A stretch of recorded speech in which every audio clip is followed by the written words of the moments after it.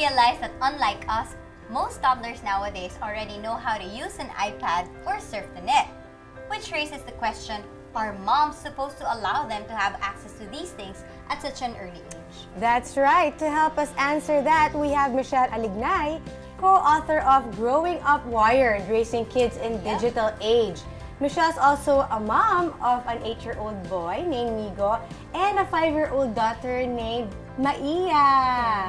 Hi, Michelle. Hello. Welcome to our show. And thanks for being here. It's my pleasure to be here in Mommy Hacks. Okay, so I'm actually very excited to read the book that you gave me, Yes. which you are a co-author of Yes. with other 3 great women. What was the reason behind the book?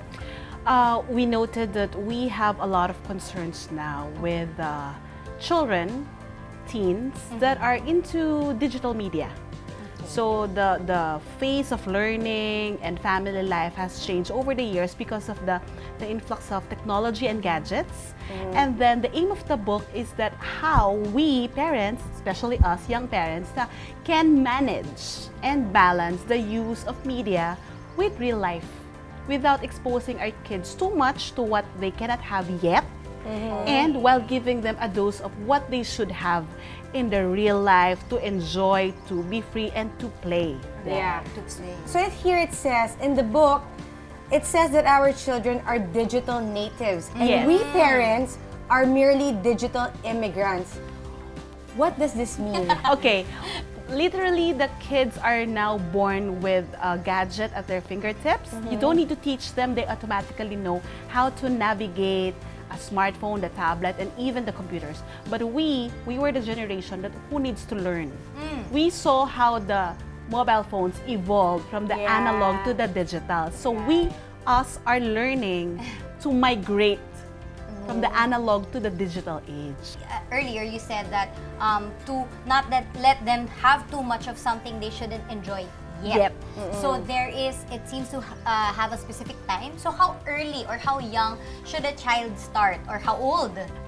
We go by the American Academy of Pediatrics Okay. recommendation that children should have digital media use for a day for only 2 hours. And that is true for children 2 years old and above. 2 and above. 2 and Ako! above, 2 to 18. So you have to give them only until 2 hours of digital use, provided they are especially for non-learning or non-educational purposes. So these are gaming, just surfing, social media so you have to use. differentiate pala. You can differentiate. Other than that, if it's below 2, is it suggested that you limit first, or if you can refrain from giving them unless necessary, or it can be just a tool to learn. But the actual learning is really in their face-to-face, person-to-person always interaction with the Actually, parents. with Kendra and Scarlett, I do allow them to use the iPad. It's just that for tutorials for like Play-Doh and stuff like that. Yes. But other than that, games I do not allow because I feel like we can do card games better. Yes. And it's more interactive. Uh-huh. So with that said, can iPad and our mobile phones be a part of their lives without having it take over? That's a very good question. Yes.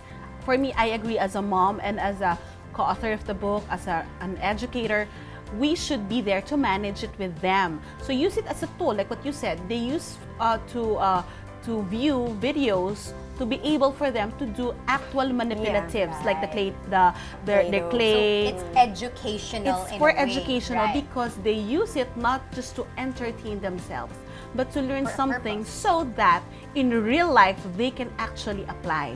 So the key here is over real life and over digital. Instead of giving just the tablet for your kids to fiddle, why not give a pencil for them to doodle? That's right. So But if there's an option of real life, give the real The life. real life. Yeah.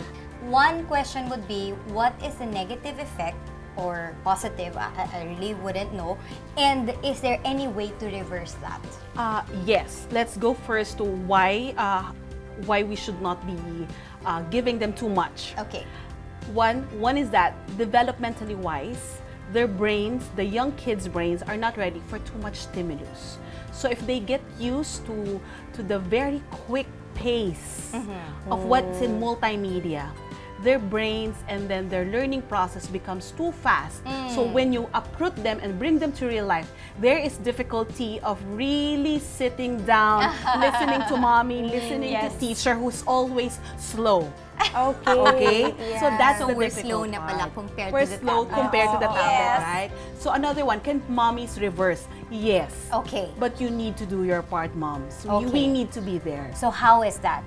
We need to give alternatives. If you're going to take away something, give alternatives. So if your kid is using 3 R's, then dire-diretso.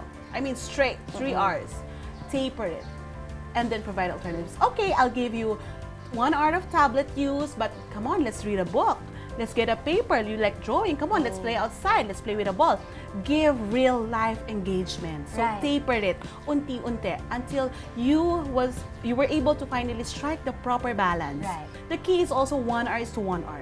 1 hour of digital, 1 hour of non-digital real life interactions or more. Yeah.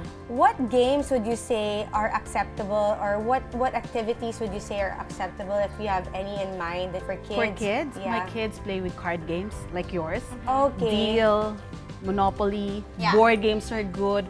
Books. The old ones. The old right? ones, bring them to Even to the, bookstores. Boggle. Without really buying the books, they can just sit down and read the books. You read with them. Yeah. Another one, you give them papers and lots of colorful crayons or markers. Let them be creative. Yeah. The thing is, if you give too much digital, we are limiting their creativity Right. and imagination, because That's a everything good is point. given. Yeah. Everything is there. Everything is convenient. But in the real world, we are providing them with creativity. Let them imagine, let their imagination fly, and we are really developing their senses and also their cognitive development, as well as their fine motor and gross motor skills. So there's A lot of the developmental skills happen in the real world. Thank you, Michelle. I mean, we're both learning so Yeah. much from this talk, and we still have a lot of questions. Yes, We thank you want to so ask much. you so Thank much you more. also. I'm pretty sure the moms also want to ask so much more questions, but we'll do that next week. You'll be with us next week. And the book we were talking about is this. Yep. Yeah, it's growing up wired. Raising Pinoy kids in the digital age. With Oh, diba? my professor, Ma'am Quina. Hi, Ma'am Quina! Wish you can visit us soon. But next week, we'll see you. Thank you, Michelle. Thank you, and thank you to all the televiewers.